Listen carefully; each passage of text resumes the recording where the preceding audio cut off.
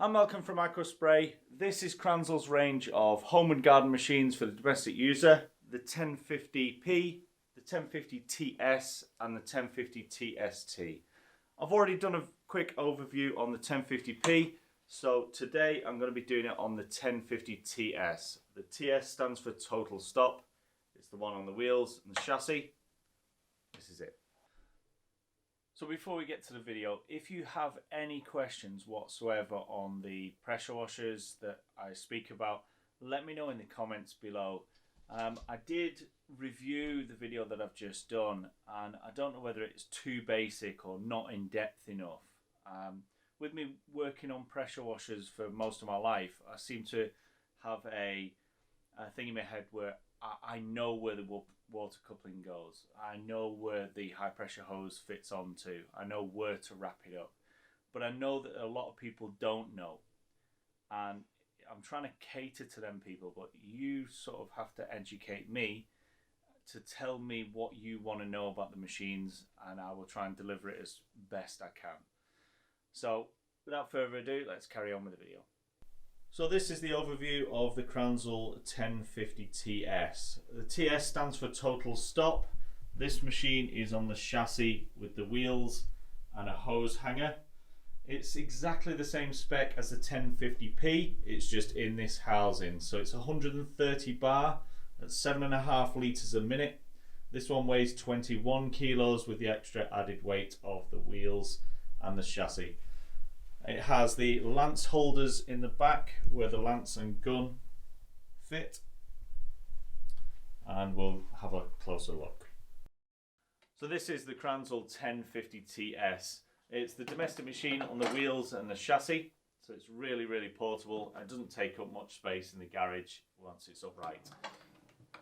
Around the back end we have the holder for the lance, gun and the Dirt Killer lance. This comes with both the Dirt Killer lance and the flat jet nozzle.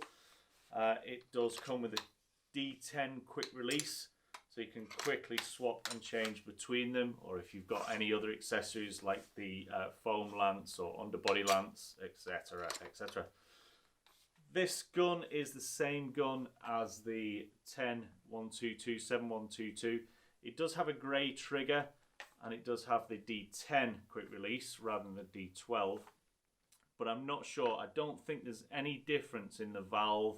Everything is still brass, stainless steel. It's unheard of really on a domestic machine, especially at this price point as well.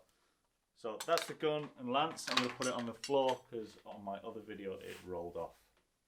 It annoyed me. When you're using the machine, you always lie it down.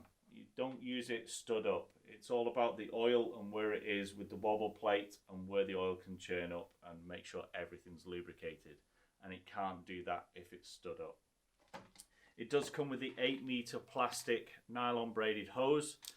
This hose is, I would imagine they've put this in there just because of the price, trying to keep the price down, rather than putting a steel braided commercial hose with it. This is ample. This is what comes with pretty much any domestic machine on the market, but if you do want to change it for the commercial hose and the steel braided, it's very simple. We can do that on the website. We can do it over the phone if you need to call us, but there's no need to.